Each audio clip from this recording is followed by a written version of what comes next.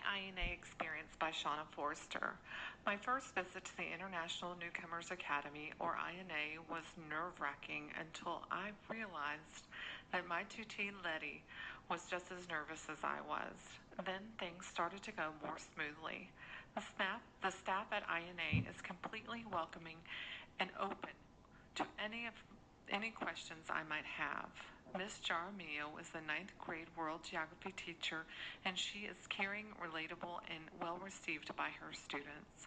INA is located in a diverse neighborhood, but most students are bused in from other neighborhoods throughout Fort Worth.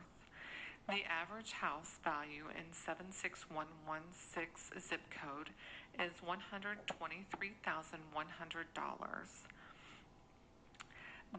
The teachers and administration at INA are taking a road less traveled and blazing a trail for students that are willing to learn and get their education. The teachers and staff at INA face issues that other high schools 5 miles away have never seen. This is a special group, and you can see how they care for these students and their families. This country is going through some changes involving immigration, and these students are being affected. Letty was harder to connect with on our second visit. Miss Jaramillo attributes this to her family's stress and missing her home in El Salvador. There are 20 students in Miss Jaramillo's fifth period World Geography class. They are all limited English proficient, LEP, and there are 11 females and 9 males. 90% are Hispanic and 10% are Asian Pacific Islander. They use group collaboration as well as modeling in their everyday lessons. Ms. Jamarillo has them use a variety of graphs and pictures that they create to learn about different countries' GDP and populations.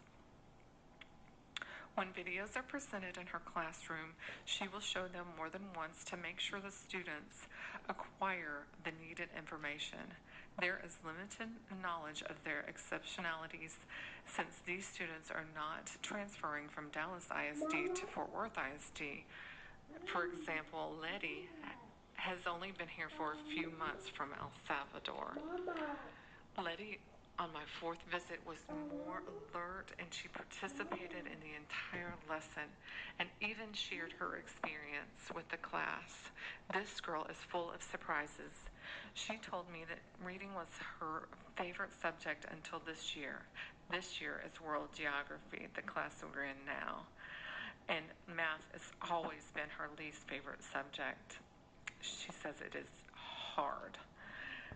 The education she received in El Salvador was limited, and violence kept her home many days. Speaking better English is her number one goal, and dreams of Paris are always in her mind. When I told her she needs to keep learning and sewing with her aunt to meet her dreams, a big smile came across her face. Miss Jaramillo uses many critical factors of learning in her lessons, including engagement, repetition, coherence, input quantity, and error correction.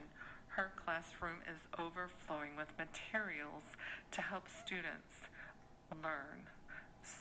Smart boards, thesaurus, Spanish to English dictionaries, videos. She knows the students that need more assistance, such as Letty, and those students get more attention and assessment from her. Like all other classes, they are working towards success on the STAR. Ms. Jaramillo also encourages these students, and they are receptive to her praise. Her mastery of the critical factors of learning in a diverse classroom gives me hope for my ability to incorporate them into my future classroom.